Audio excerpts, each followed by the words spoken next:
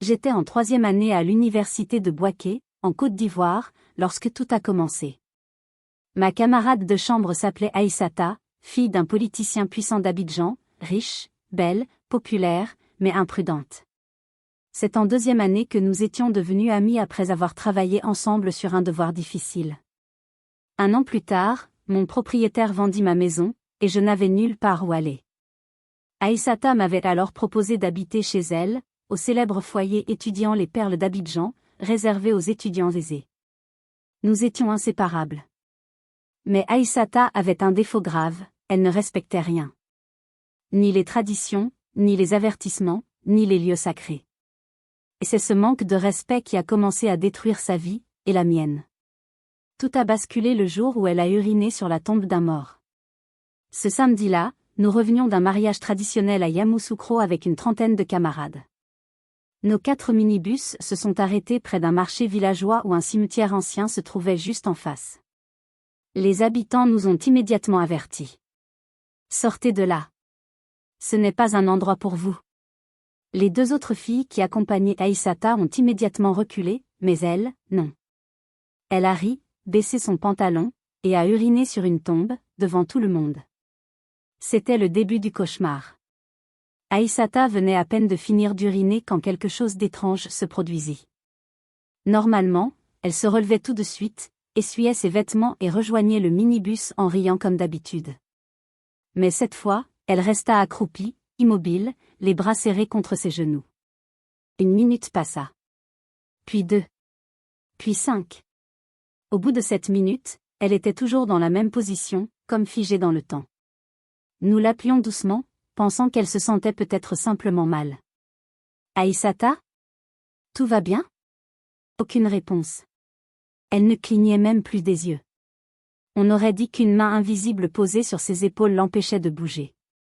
Le vent soufflait légèrement dans les herbes hautes, mais elle restait rigide, comme si tout son corps avait cessé de lui appartenir. Quand enfin elle tourna lentement la tête vers nous, son visage avait changé. Ce n'était plus son expression habituelle, pleine de vie et de malice. C'était un visage vide, inquiétant. Et sa voix, lorsqu'elle parla, ne sonnait plus comme la sienne. « J'arrive, attendez-moi. » Ces mots nous ont glacé le sang. Ils étaient prononcés d'un ton grave, presque murmuré, comme si quelqu'un d'autre parlait à travers elle. Puis Aïssata se releva d'un seul coup. D'ordinaire, elle avait un mouvement souple, léger. Mais cette fois, elle se leva d'une manière raide, presque mécanique. Et une fois debout, elle resta immobile, plantée dans le sol, les bras le long du corps, les yeux fixés sur quelque chose que nous ne pouvions pas voir. C'est à cet instant que James, son petit ami, ouvrit la portière du minibus d'un geste brusque. Il était inquiet, presque paniqué. « Je vais la chercher. » Moussa, Yao et Henri le suivirent, tous les 3 aussi perplexes que moi.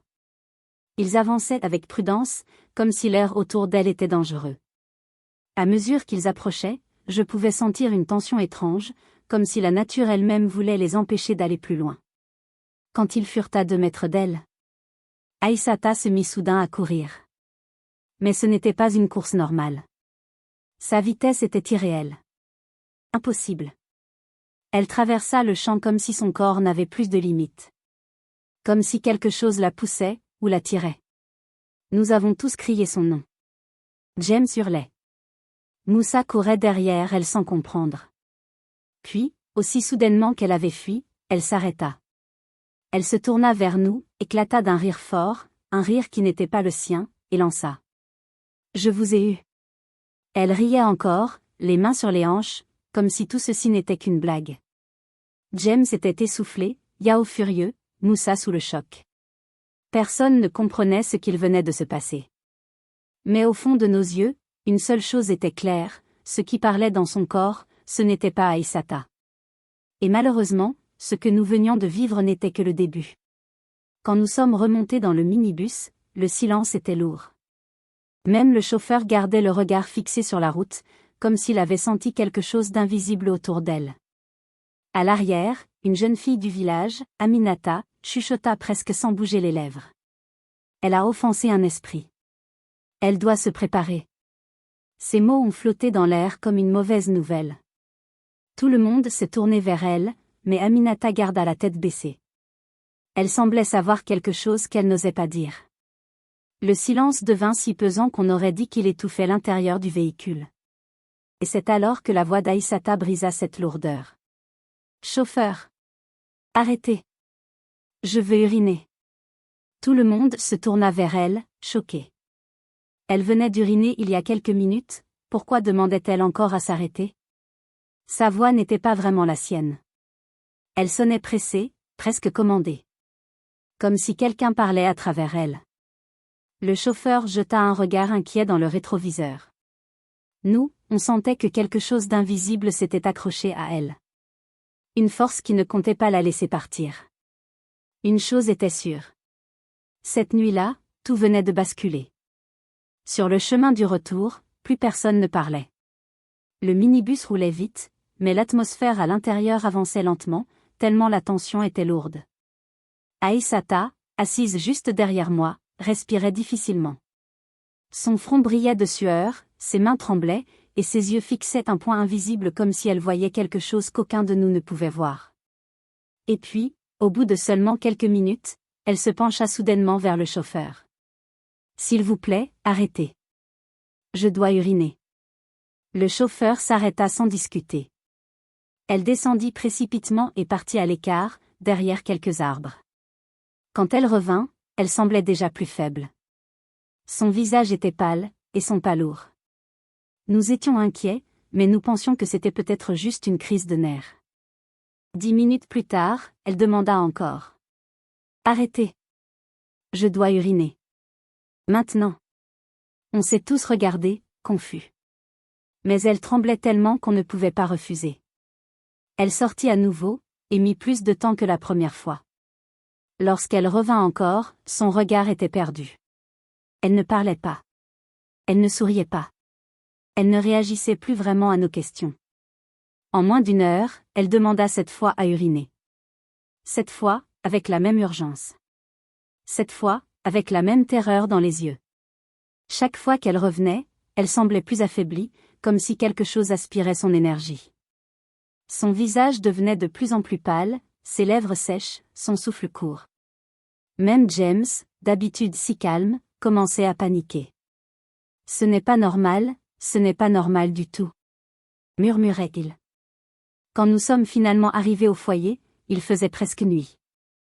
Aïssata descendit du minibus comme si ses jambes allaient la lâcher.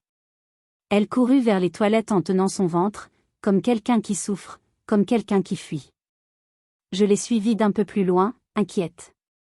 La porte se referma derrière elle. Et là, j'ai entendu quelque chose que je n'oublierai jamais. Ce n'était pas un simple gémissement. Ce n'était pas un cri de douleur ordinaire. C'était un son étrange. Un son qu'on ne devrait pas entendre dans des toilettes. Elle gémissait comme si quelqu'un la touchait. Comme si une présence invisible était là avec elle. Comme si un homme était dans la pièce. Sauf qu'elle était seule. Ou du moins, nous pensions qu'elle l'était. Mon cœur s'est mis à battre plus vite. J'ai collé mon oreille à la porte, tremblante. Chaque gémissement sonnait comme une supplication, un mélange de douleur et autre chose. Ce n'était pas normal. Ce n'était pas humain. Quand elle est enfin sortie, elle s'est accrochée au mur pour ne pas tomber. Ses yeux étaient rouges, comme si elle avait pleuré longtemps. Son souffle était saccadé, irrégulier, presque douloureux. « Aïssata, qu'est-ce qui t'arrive ?» ai-je demandé, la voix tremblante. Elle hocha la tête, essaya de parler, mais ses mots se brisaient. Je ne sais pas, je me sens bizarre. » On s'est assise sur son lit. Elle fixait le sol, incapable de me regarder. Puis, soudain, elle osa me dire la vérité. Mes parents, ils ne veulent plus intervenir dans ma vie. Ils m'ont dit de me débrouiller seule, même si ça me dépasse. Je n'en revenais pas. Mais rappelle-les quand même. Peut-être qu'ils comprendront la gravité. Elle secoua la tête avec douleur. Je ne peux pas, quelque chose m'arrive, ce n'est pas juste de l'urine. Son corps tremblait encore. Elle serrait ses mains si fort que ses ongles entraient dans sa peau. Ses yeux se remplirent de larmes. Puis elle murmura, presque sans voix. Je sens quelque chose en moi. Ces mots me glacèrent le sang. Quelque chose? En elle? Quelque chose qu'elle ne pouvait pas nommer? Je voulus la rassurer, lui prendre la main, mais au moment même où je m'approchais. Elle s'arrêta de respirer pendant une seconde. Ses yeux s'ouvrirent grands. Ses pupilles se dilatèrent. Tout son corps se figea. Et avant qu'elle ne termine sa phrase, un homme apparut dans la chambre. Pas un homme normal. Pas quelqu'un entré par la porte. Non. Il est apparu comme une ombre qui se solidifie. Comme une silhouette sortie de nulle part. Il se tenait là, debout, au pied du lit. Regardant Aïssata. Comme s'il était venu, pour elle. Quand l'homme est apparu dans la chambre, je n'ai pas compris tout de suite ce que je voyais. Une partie de moi refusait de croire que c'était réel. Mais une autre partie, plus profonde, savait déjà que notre vie avait basculé. Cet homme. Ou plutôt cette chose. Il avait un visage humain, oui. Mais son corps n'avait rien de vivant. Sa peau était grise, collée aux os comme celle d'un cadavre. Ses bras paraissaient trop longs. Ses yeux, eux, n'avaient aucune émotion. Juste un vide effrayant, comme s'il regardait à travers nous sans vraiment nous voir. Il se tourna lentement vers Aïssata. Son doigt, maigre et tremblant comme une branche sèche, se leva pour la pointeur.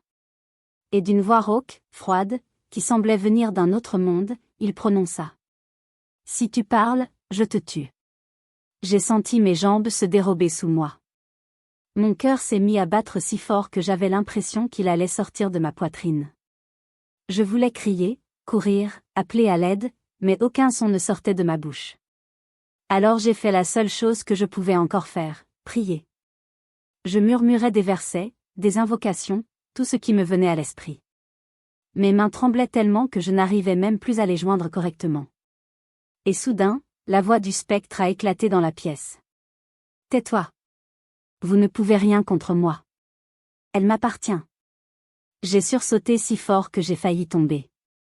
Son cri semblait faire vibrer les murs. C'était comme si la pièce tremblait sous sa colère. Aïssata, elle, restait assise sur le lit, pétrifiée. Ses yeux étaient grands ouverts, ses lèvres tremblaient. On aurait dit qu'elle reconnaissait cette chose. Ou peut-être qu'elle comprenait enfin ce qui la suivait depuis des heures. Le fantôme s'avança un peu. Son ombre glissait au sol comme une fumée noire.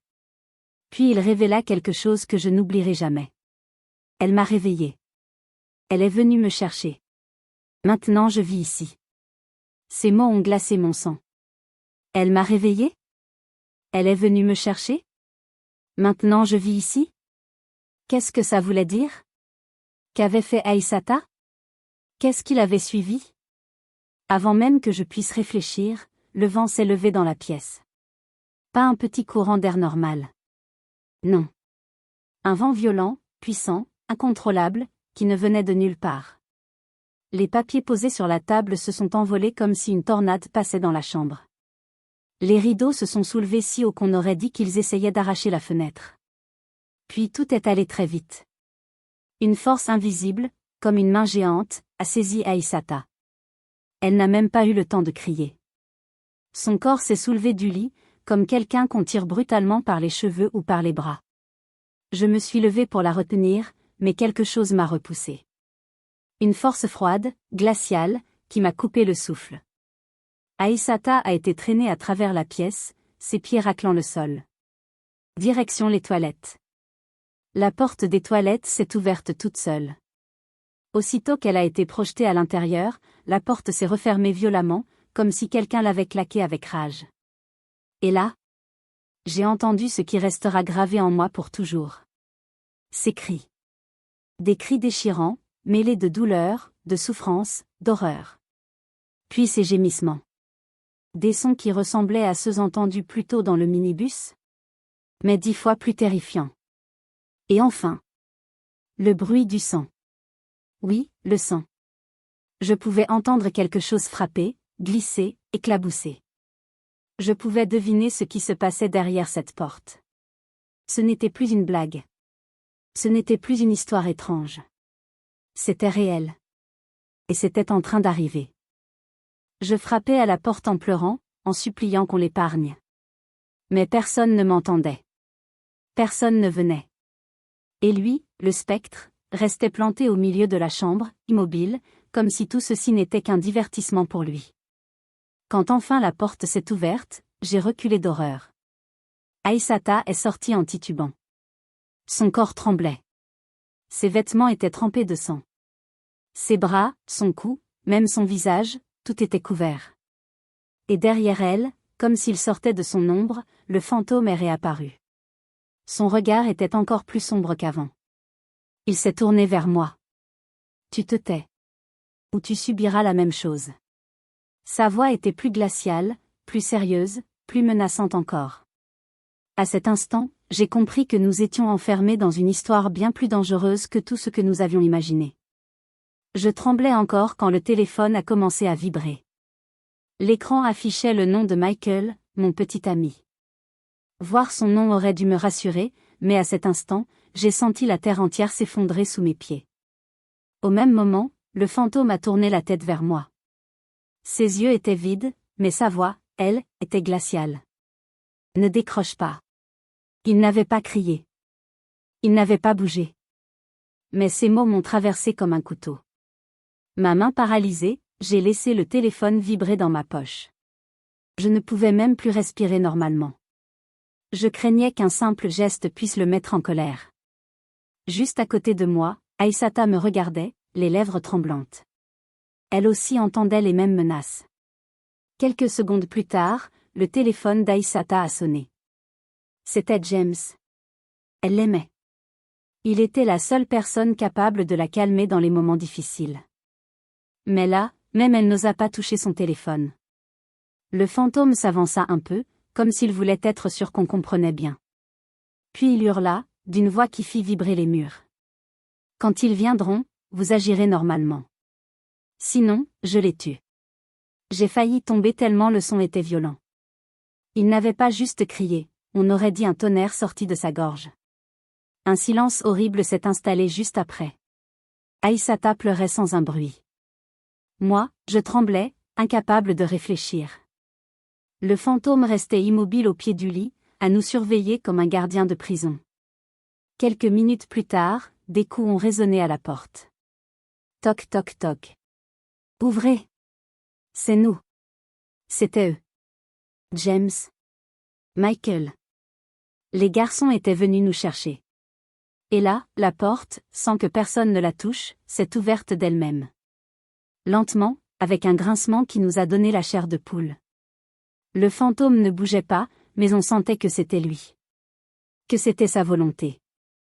Je me suis précipitée vers la sortie, déterminée à les prévenir malgré tout. James était devant, suivi de Michael. Je voulais les attraper, les tirer dehors, leur dire de courir. J'ai crié. Il y a un esprit dans la chambre. Mais je n'avais même pas fini ma phrase que tout a basculé. Avant que je n'atteigne Michael. Boum. Il a reçu une gifle invisible. Une gifle tellement violente que son corps a été projeté en arrière, comme si quelqu'un l'avait frappé avec une force surhumaine. Il a heurté le mur, puis s'est écroulé au sol, la tête tournée, les yeux fermés. Michael venait de tomber, inconscient. J'ai crié son nom, mais rien. Pas de réaction. James est devenu pâle. Il est entré dans la chambre d'Aïssata en hurlant. Qu'est-ce qui se passe ici? Mais dès qu'il a posé le pied à l'intérieur, le fantôme a disparu, comme s'il n'avait jamais existé. Il ne restait que le vent étrange dans la pièce, et l'odeur froide, presque métallique, qu'il laissait derrière lui. James me fixait, perdu. Pourquoi Michael est tombé? Qui vous a frappé? Mais moi, j'étais incapable de parler. Mes lèvres tremblaient, mes mains aussi. Je savais que si je racontais la vérité, le fantôme s'en prendrait à nous. Et il avait dit qu'il les tuerait. Je devais réfléchir vite. Très vite. Mes yeux se sont posés sur la petite table où traînaient des feuilles. J'ai attrapé discrètement un papier et un stylo. Mes gestes étaient lents, hésitants, comme si j'avais peur que le fantôme remarque la moindre intention. Ne parle pas. Un esprit est là. Il nous surveille. Fais comme si tout allait bien. Emmène Michael. J'ai plié le papier discrètement, les caché dans ma main en serrant fort. James me parlait, demandait des explications, insistait. Il s'est approché. Il a posé sa main sur mon épaule. Je lui ai pris la main comme pour me calmer. Et c'est là que j'ai glissé le papier dans sa paume. Il a compris que ce n'était pas un simple geste. Son regard a changé immédiatement. Il a senti qu'il se passait quelque chose de grave. Ses yeux ont parcouru la pièce. Puis ils se sont arrêtés sur Aïssata, qui ne bougeait pas, figée par la peur. Et sur Michael, inerte au sol.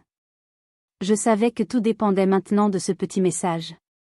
Et de la capacité de James à comprendre que nos vies étaient en danger. Le fantôme, lui, était toujours là. Invisible. Silencieux. Prêt à frapper de nouveau au moindre faux pas. James avait pris le papier que je lui avais discrètement glissé dans la main. Il ne l'avait pas ouvert tout de suite. Il avait juste fait un signe de tête, comme pour me dire qu'il avait compris qu'il se passait quelque chose de grave. Il est sorti de la chambre avec Henry, qui essayait toujours de réveiller Michael. Dès qu'ils furent dehors, j'ai entendu le bruit du papier qu'on déplie. Puis un silence. Un long silence. Et soudain, des pas rapides. Des pas qui s'éloignent. Des pas qui fuient. Ils sont partis. Ils ont couru. Ils n'ont même pas essayé de revenir. James et Henry ne sont jamais revenus. Je suis resté dans la chambre, le cœur en morceaux. Je voulais leur en vouloir d'être partis. Je voulais crier qu'ils nous avaient abandonnés. Mais au fond de moi, je savais qu'ils avaient juste eu peur. Une peur qui dépasse l'être humain. Une peur que seul l'invisible peut créer. Pendant ce temps, Michael, toujours étendu par terre, devenait de plus en plus froid. Je posais ma main sur sa joue, elle était glacée. Sa respiration était faible et irrégulière. J'avais l'impression qu'il glissait doucement vers la mort. Je n'en pouvais plus. J'ai crié, les larmes aux yeux. Esprit. Sors. Montre-toi. Aucune réponse. Je me suis remise à hurler, encore plus fort, quitte à attirer sa colère. Viens. Tu veux nous faire peur? Alors viens. Montre-toi, lâche. Je l'ai insulté. Je l'ai provoqué. Je ne savais plus ce que je faisais. La peur avait pris la place de la raison. Et soudain, un souffle froid a traversé la pièce. Le même souffle que la première fois. Puis ce rire grave et lointain, qui résonne comme un écho venu d'un autre monde. Il était revenu. Il se matérialisa lentement, comme un brouillard qui prend la forme d'un homme mort. Son visage humain, son corps de cadavre, son regard vide, il n'avait rien perdu de son horreur. Il s'est penché vers moi. Tu veux me voir? Te voilà servi. Puis il ajouta, menaçant. Ouvre encore la bouche, et je mets fin à tous vos souffles. Je reculai de quelques pas. Mes jambes tremblaient, mais je ne voulais pas montrer ma peur. À côté de moi, Aïssata commença à pleurer. Puis, d'un coup, elle cria de toutes ses forces. Tue-moi si tu veux. Mais laisse-nous. Je n'en peux plus. Sa voix craquait, pleine de désespoir. Elle n'en pouvait plus de la douleur, de la peur, du harcèlement invisible.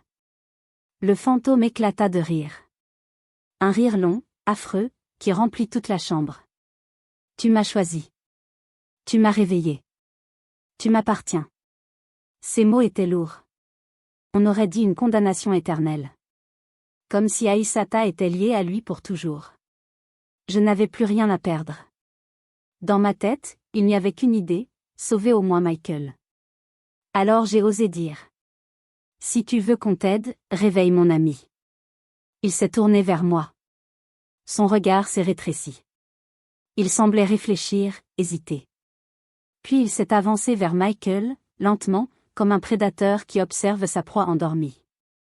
Il a levé sa main morte et l'a posée sur le front de Michael.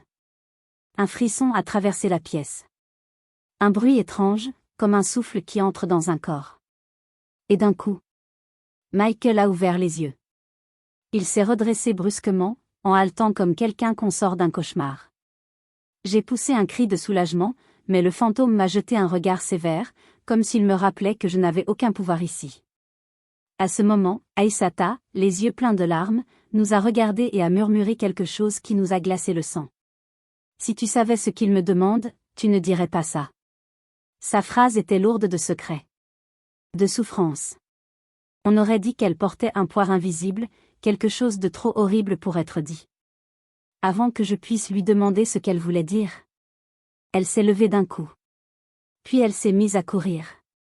Pas de manière normale. Non. Comme si quelque chose la tirait, la poussait, la contrôlait. Le fantôme l'a suivie, invisible, mais on sentait sa présence derrière elle. Elle a couru jusqu'aux toilettes. Encore une fois. Et comme la première fois. La porte s'est refermée toute seule. Avec une force violente. Comme si une main gigantesque venait de la claquer. C'est à cet instant précis que nos instincts ont pris le dessus. Michael, encore tremblant, s'est levé. Je l'ai tiré par la main. Cette fois. Nous avons fui. Sans réfléchir. Sans nous retourner. Sans chercher à sauver quoi que ce soit. Juste, fuir. Échapper à ce cauchemar. Et laisser derrière nous une vérité trop lourde pour des êtres vivants. Quand nous avons réussi à nous échapper, je ne savais même plus où nous courions. Tout ce que je ressentais, c'était la main de Michael qui serrait la mienne avec une force presque douloureuse. Il tremblait encore, mais il me tirait loin, très loin de ce lieu maudit. Nous avons marché longtemps, presque en courant, jusqu'à atteindre finalement le foyer étudiant Jiguia Palace. C'était un vieux bâtiment, mais rempli de jeunes, de bruit, de vie, un endroit où, normalement, on se sentait en sécurité. Ce soir-là, pourtant, tout semblait différent. Les couloirs paraissaient sombres. L'air était lourd. Et nos ombres nous suivaient comme si elles n'étaient plus vraiment à nous. Quand nous sommes arrivés devant la porte de Tidiane, notre ami, Michael a frappé sans réfléchir. À peine la porte s'était ouverte que Tidiane nous a vus, essoufflés, tremblants, les yeux gonflés de peur. Sans poser une seule question, il nous a laissés entrer. Asseyez-vous. Respirez. Vous êtes en sécurité ici, a-t-il dit d'une voix calme, même si son regard inquiet trahissait qu'il voyait quelque chose de grave. Il nous a servi un verre d'eau chacun. Puis il a sorti un peu de nourriture, posé rapidement sur la table. Je n'avais pas faim, mais rien que l'odeur me rassurait, c'était une sensation normale, humaine. Un contraste énorme avec tout ce que nous venions de vivre. Après quelques minutes, Tidiane s'est dirigée vers son étagère et a pris 2 Bibles. Il nous les a tendues avec un sérieux que je n'avais jamais vu chez lui. Prenez ça. Gardez-les près de vous. Rien ne peut vous toucher si vous croyez en Dieu, a-t-il affirmé. Ces mots auraient dû nous apaiser. Mais au fond de moi, quelque chose murmura une inquiétude sourde, et si cette fois, même Dieu ne suffisait pas? Michael ouvrait déjà la Bible, ses doigts tremblant encore légèrement. Moi, je serrais la mienne comme si elle pouvait devenir un bouclier invisible. Puis, d'un coup, le vent s'est levé. Pas un vent normal. Pas un courant d'air causé par une fenêtre mal fermée. Non. C'était un vent puissant, lourd, venu de nulle part. Un vent froid, presque glacial, qui a balayé la chambre comme si une tempête avait éclaté entre 4 murs. Les rideaux se sont mis à voler horizontalement. Les feuilles posées sur le bureau se sont dispersées au sol. Les livres ont glissé tout seuls, comme poussés par une main invisible. Michael s'est recroquevillé. Moi, j'ai senti mon cœur s'arrêter. Et soudain, la voix. La même voix. Celle qui nous avait terrorisés. Celle qui avait frappé Michael, torturé Aïssata, et hanté notre nuit. Elle a résonné dans la chambre, grave, déformée, comme si elle venait de l'intérieur même des murs. Pourquoi as-tu parlé de moi? Le sol semblait vibrer avec ces mots. Les murs semblaient plus étroits. La lumière tremblait. Tidiane, pourtant, resta debout. Il avança d'un pas, sa Bible à la main, ses yeux fixés vers un coin vide de la pièce. « Tu n'es pas le bienvenu ici, dit-il calmement. Puis, il leva la voix. « Sors d'ici. Tu n'as pas ta place parmi les vivants. » C'était la première fois que je voyais Tidiane aussi déterminée. Il n'avait ni peur, ni doute. Juste une foi solide, presque palpable. Le vent devint encore plus violent, comme si l'esprit était furieux. La fenêtre claqua si fort que la vitre faillit se briser. Les lampes tremblaient. J'avais l'impression que le sol bougeait sous mes pieds. Mais Tidiane continua. Au nom de Dieu, toi qui n'es plus de ce monde, disparais d'ici. Et là, le vent s'est arrêté d'un coup. Plus un bruit. Plus un souffle. Plus un mouvement. Un silence lourd, presque étouffant, s'est installé. On entendait seulement nos respirations haletantes. On se regardait, incapable de dire si l'esprit était parti ou s'il nous observait encore, quelque part, invisible. Tidiane a alors fermé sa Bible, l'a posée sur la table et a dit. Vous ne resterez pas ici. On va à l'église. Maintenant. Il n'avait pas demandé. Il avait décidé. Michael et moi nous sommes levés sans discuter. À cet instant, une seule idée nous traversait, c'est le seul endroit où nous avons une chance d'être protégés. Nous avons quitté la chambre en vitesse, traversé les couloirs, descendu les escaliers. Le bâtiment semblait plus sombre que jamais. Chaque bruit nous faisait sursauter. Chaque ombre nous paraissait suspecte. Mais nous avons marché. Guidés par Tidiane. Vers l'église. Vers un espoir. Vers un endroit où, peut-être, l'esprit ne pourrait plus nous suivre. Lorsque nous sommes arrivés devant l'église, nos pas résonnaient dans la nuit comme si quelque chose nous suivait. L'air était lourd, presque suffocant. On sentait que l'esprit n'était pas loin. Peut-être même qu'il marchait à côté de nous, invisible mais présent. Les grandes portes de l'église étaient entr'ouvertes. Une lumière faible s'échappait de l'intérieur, comme une lueur d'espoir au milieu de notre cauchemar. Nous avons franchi le seuil en courant, presque en trébuchant.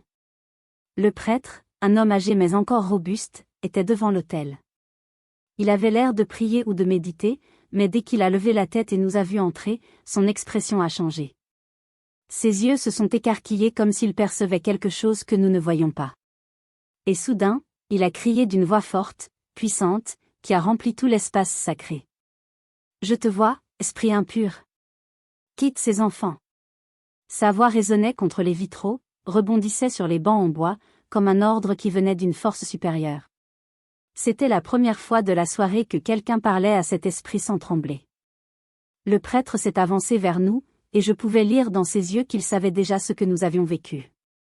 Il n'avait pas besoin de nos explications. Il sentait sa présence tout autour de nous, comme si une aura sombre nous enveloppait. « Vous ne venez pas seul. » murmura-t-il. Michael s'est appuyé contre un banc, essoufflé. Moi, je suis resté près de Tidiane, serrant ma Bible contre ma poitrine. Je tremblais toujours, mais l'église me donnait l'impression d'être enfin dans un endroit protégé. Le prêtre s'est tourné vers un petit meuble à côté de l'autel. Il a ouvert un tiroir et a sorti plusieurs objets religieux. D'abord, un flacon d'eau bénite. Ensuite, sa Bible, beaucoup plus ancienne que la nôtre, avec des pages jaunies. Enfin, il a mis autour de son cou une étole blanche, symbole de purification et de bénédiction. Il nous a regardés de nouveau, très sérieusement. L'esprit a pénétré votre ami. Ces mots ont été comme un coup de couteau. Nous avions peur que ce soit le cas, mais l'entendre confirmer rendait tout ça encore plus réel. Le prêtre a ajouté d'une voix grave. Il ne se contente pas de la suivre. Il est entré en elle, et il grandit. Si nous n'agissons pas maintenant, elle mourra. Je me suis senti tourner. Un vertige, une panique immense. Aïssata, en train de mourir? Michael a posé sa main sur mon épaule, mais lui aussi tremblait. Tidiane serrait les dents, comme s'il retenait sa colère contre le démon. Le prêtre continua. L'esprit se nourrit d'elle. Chaque minute qui passe le rend plus fort. Il faut l'affronter pendant qu'il est encore affaibli par votre fuite. Ces paroles ont fait battre mon cœur plus vite. Nous étions partis pour nous protéger. Et maintenant, il fallait retourner vers elle. Retourner là où se trouvait l'esprit. Le prêtre a fermé les yeux quelques secondes, comme pour obtenir la force de continuer. Écoutez-moi bien. Je vais vous accompagner. Mais vous devez être courageux. Ce que vous allez voir, ce que vous allez entendre, ne sera pas humain.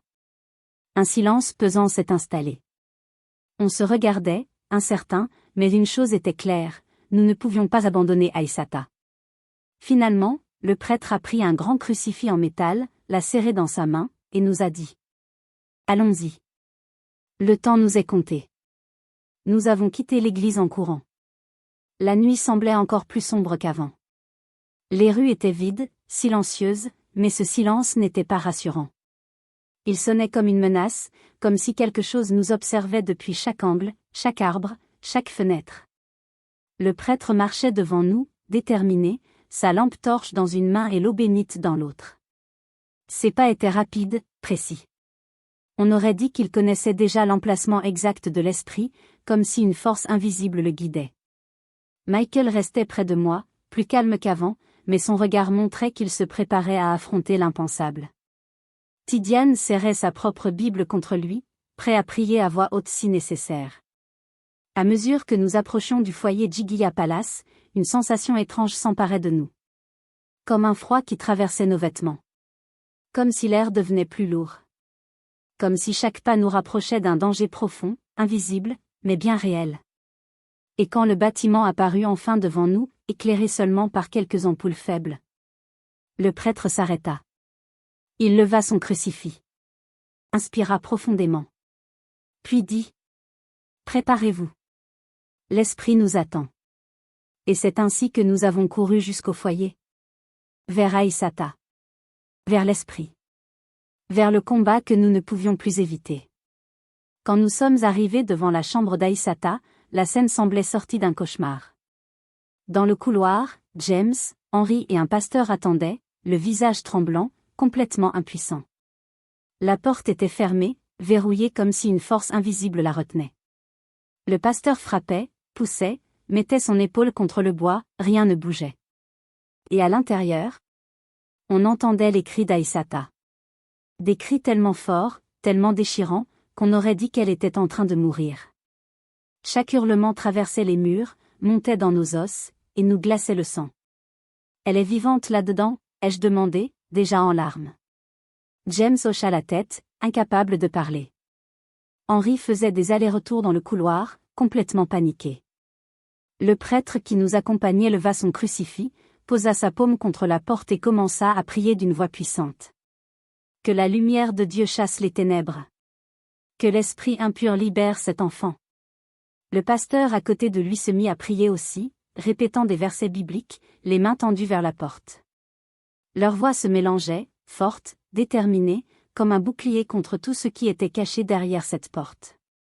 Puis soudain, boum! La porte vibra. Comme si quelque chose frappait de l'intérieur. Puis encore. Et encore. Le prêtre continua de prier, plus fort encore. Par la puissance du Très-Haut, ouvre-toi. Et c'est là que c'est arrivé. La porte s'est ouverte toute seule. Un souffle d'air glacial est sorti de la pièce. On aurait dit que la chambre venait de vomir quelque chose d'invisible, de lourd, de dangereux. Nous sommes entrés. Et ce que nous avons vu, personne ne l'oubliera jamais. Aïssata était au sol, sur le carrelage froid. Son corps tremblait, secoué de spasmes. Mais le pire, c'était son ventre. Il était gonflé. Anormalement gonflé. Comme celui d'une femme prête à accoucher. Sauf qu'elle n'était même pas enceinte. Elle leva les yeux vers nous, des yeux pleins de terreur et de douleur. Et elle hurla d'une voix brisée. Il m'a violée. Il a mis ses œufs en moi. Il veut que je donne naissance aujourd'hui. Mon cœur s'est arrêté. Je me suis couverte la bouche pour ne pas crier. Michael a reculé, horrifié. James s'est mis à pleurer. Même Henry n'arrivait plus à tenir debout. Le pasteur fit un pas en avant, la Bible ouverte. Le prêtre s'agenouilla près d'Aïssata, mais une force invisible le repoussa de quelques centimètres. L'esprit refuse qu'on l'approche, cria-t-il. À ce moment-là, un bruit indescriptible retentit. Un cri venant du plafond, ou du sol, ou peut-être des murs eux-mêmes. Puis la voix de l'esprit, monstrueuse, éclata. Elle est à moi. La chambre entière se mit à trembler. Le sol vibrait comme lors d'un tremblement de terre. Les ampoules vacillaient, clignotaient. Les meubles se déplaçaient tout seuls. Les rideaux tourbillonnaient comme si un ouragan se levait dans la pièce. Le prêtre se releva, posa sa main sur son étole et cria. Au nom de Dieu Tout-Puissant, je t'ordonne de quitter son corps. Le pasteur posa sa main sur le ventre d'Aïssata, qui hurlait de douleur comme si quelque chose bougeait à l'intérieur d'elle. Libère-la, répéta le pasteur. Libère-la maintenant. Le vent s'intensifia dans la chambre. La lumière s'éteignait et se rallumait sans arrêt. On aurait dit que le monde entier était en train de se battre contre l'esprit. Aïssata cria encore. Je ne veux plus de toi. Sors de moi. L'esprit hurla à son tour, un hurlement si grave que la fenêtre faillit se briser. Elle est à moi.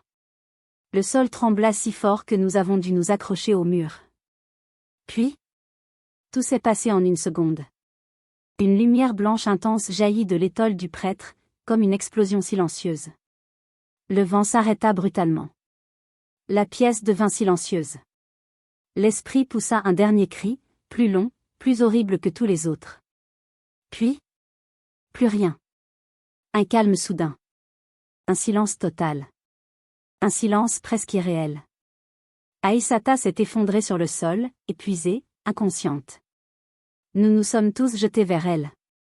Le prêtre a vérifié son pouls. Il a fermé les yeux, soulagé. Elle est vivante, dit-il doucement. Et à cet instant, j'ai compris. Nous venions d'assister à une guerre entre la lumière et les ténèbres. Et cette fois, la lumière avait gagné. Quand tout s'est enfin calmé et que l'esprit avait disparu, nous étions tous encore tremblants. La chambre semblait vidée de son énergie, comme après une tempête. Aïssata respirait faiblement, mais elle vivait. C'était tout ce qui comptait. Nous étions encore autour d'elle quand, une demi-heure plus tard, ses parents sont arrivés en courant. On voyait la peur sur leur visage. Ils avaient dû sentir que quelque chose de grave était arrivé à leur fille. La mère d'Aïssata se jeta à genoux à côté d'elle, lui tenant la main, la caressant, pleurant silencieusement. « Ma fille, qu'est-ce qu'ils t'ont fait ?» répétait-elle en sanglotant. Le père, lui, restait debout, mais son regard disait tout, il était brisé, choqué, incapable de comprendre comment sa fille avait pu en arriver là. Quand il vit son ventre encore marqué, son visage changea. Il se tourna vers nous. « Qu'est-ce qui s'est passé ici ?» Le prêtre, calmement, posa sa main sur son épaule. « N'accuse pas ces enfants. Ils ont vécu une bataille que beaucoup d'adultes n'auraient pas pu supporter. » Les parents prirent Aïssata dans leurs bras et l'emmenèrent rapidement à l'extérieur. Ils avaient appelé un taxi. Elle ne marchait presque plus, ils la portaient comme une enfant blessée. À l'hôpital, elle fut prise en charge immédiatement. Les médecins n'ont rien compris à ce qui lui arrivait. Ils n'arrivaient pas à expliquer les marques, ni la douleur, ni même l'état de choc dans lequel elle était. Pour eux, c'était peut-être une crise nerveuse, une attaque psychologique. Mais nous savions. Nous avions vu la vérité. Une vérité qui dépasse la science. Pendant que les infirmiers l'emmenaient sur un brancard, Aïssata nous regardait avec des yeux remplis de larmes et de regrets. On aurait dit quelqu'un qui venait de voir la mort en face. Le prêtre resta avec nous dans le couloir, silencieux. Puis il soupira, nous regarda un par un, et dit quelque chose que je n'oublierai jamais. Si vous aviez cru en Dieu dès le début, vous auriez pu combattre cet esprit vous-même. Ces mots étaient sévères, mais pas méchants. C'était une vérité dure. Une vérité qui blessait, mais qui ouvrait les yeux.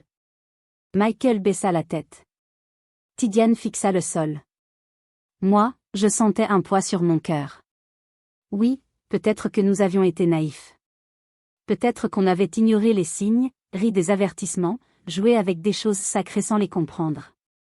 Quand Aïssata fut enfin installée dans une chambre d'hôpital, le calme revint un peu. Nous avons pu aller la voir. Elle était éveillée, les yeux gonflés, mais consciente. Sa voix tremblait quand elle a parlé. Je ne vivrai plus jamais dans l'insouciance. Elle essuya une larme de sa joue, puis continua, la voix brisée. Je respecterai les lieux sacrés. Je ne dirai plus jamais, je m'en fiche. Elle avait prononcé ces mots comme une prière, comme une promesse faite à elle-même et à tout ce qu'elle avait affronté. Et dans ses yeux, on pouvait lire qu'elle était sincère. Elle avait compris quelque chose que beaucoup ne comprennent qu'après un drame. Elle avait appris sa leçon. Une leçon écrite non pas dans un livre, mais dans la peur, la douleur et le danger. Le prêtre s'approcha d'elle, posa sa main sur son front et murmura une prière pour la protéger. Aïssata ferma les yeux, comme si ces mots la calmaient, comme si elle retrouvait un peu de paix. Quand nous sommes sortis de la chambre, l'air de l'hôpital semblait plus léger. Quelque chose en nous avait changé. Nous n'étions plus les mêmes jeunes insouciants qu'avant. Moi aussi, j'avais compris beaucoup de choses. Je n'avais jamais vraiment pris au sérieux l'existence du monde invisible. Je pensais que les esprits, les interdits, les lieux sacrés, c'étaient juste des histoires pour faire peur. Mais cette nuit-là, j'avais vu la frontière entre les vivants et l'invisible. J'avais vu ce que la négligence peut provoquer. J'avais vu ce que peut devenir une âme blessée qui s'aventure là où elle ne devrait pas aller. Et je me suis dit, au fond de moi, je ne me moquerai plus jamais des choses sacrées. Je ne défierai plus jamais ce que je ne comprends pas. Je respecterai toujours ce qui appartient au monde de l'invisible. Cette nuit avait changé Aïssata. Et elle m'avait changé aussi. Si cette histoire vous a touché, choqué ou donné des frissons, ne partez pas sans agir. Abonnez-vous pour ne jamais manquer les prochaines histoires vraies, mystiques et incroyables. Activez la cloche, parce que la prochaine histoire pourrait changer votre façon de voir le monde. Laissez un commentaire pour me dire ce que vous auriez fait à la place de ces personnages. Partagez la vidéo à quelqu'un qui doit absolument entendre cette leçon de vie. Et n'oubliez pas, certaines choses ne doivent jamais être prises à la légère. Votre soutien nous permet de continuer à raconter ces récits puissants. Merci.